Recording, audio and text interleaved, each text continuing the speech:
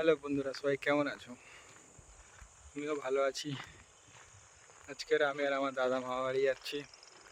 এখন স্টেশনে যাব, স্টেশন থেকে হয়ে মামাবাড়ি যাব। ট্রেন ধরে, ট্রেন আসলে ট্রেনের টাইম হয়ে এসছে। ট্রেনের টাইম 4:50 ট্রেন ধরবো।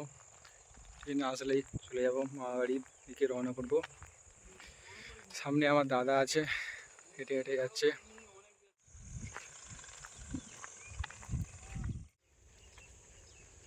এই দেখো বন্ধুরা, স্টেশনে চলে এসেছি, কাশীনগর স্টেশনে। আমি একটু পরে ট্রেন চলে আসবে। আমরা ট্রেন ধরে আবার নামখানা যাব। এখন যাচ্ছি টিকিট কাটতে। আগের ভিডিওতে দেখেছিলাম স্টেশনটা ঠিক মতন দেখাতে পারিনি। এটা আমাদের কাশীনগর স্টেশন, আগের ভিডিওতে দেখাইছিলাম, কিন্তু ঠিক মতো ট্রেনটা চলে আসার জন্য আমি ঠিক মতন ভিডিওটা করতে পারিনি। সামনে মাঠ আছে আমাদের একটা, খেলার জন্য সব ছেলেরা খেলছে। এখান থেকে টিকিট কেটে নেব, 5 টাকা করে টিকিট নামখানা যাওয়ার জন্যে। এই দেখুন বন্ধুরা, টিকিট কেটে নিলাম।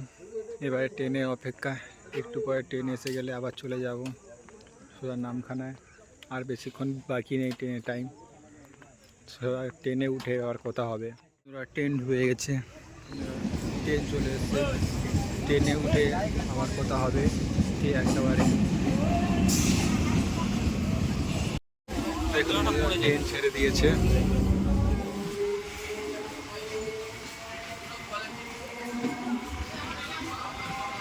এবার গিয়ে কাকদ্বীপে যাবো। এই কাকদ্বীপ চলে এসছে, আমরা সবাই কাকদ্বীপে এখন ক্রসিং। আমরা একটা শিয়ালদা যাওয়ার গাড়ি একটা আছে, সামনে দাঁড়িয়ে আছে। ওই ট্রেনটা আসলে ক্রসিং হবে।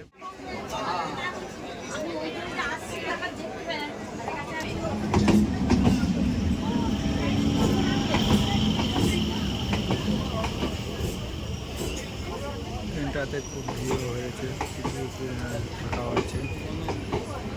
একটু পরে এখান থেকে সব প্রচুর ভিড় হবে এখানটায়। একেবারে এবারে নামখানায় গিয়ে কোথা হবে বন্ধুরা সবাই। নামখানা স্টেশনে চলে এসেছি, এবার নেবে কোথা হবে। আবার নামখানা স্টেশন বাইরে যেতে হবে। ওখান থেকে হয়ে বাইরে থেকে হয়ে গাড়ি ধরে যাবো আমরা। নামখানায় প্রচুর ভিড় হয়েছে আজকে।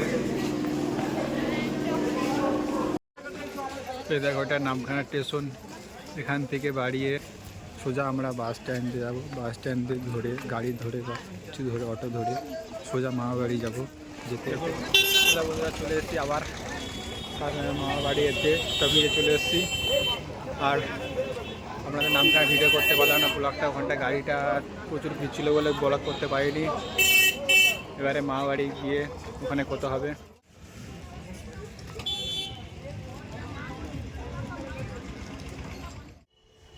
মামাবাড়ি যেতে যেতে আবার অন্ধকার হয়ে গেছে।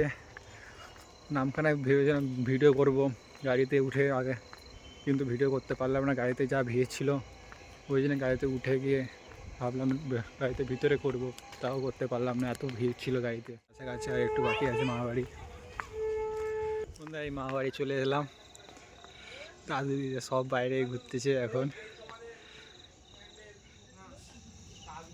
অন্ধকার হয়ে গেছে তো আস্তে আস্তে, এই জন্য দেখার প্রবলেম হচ্ছে।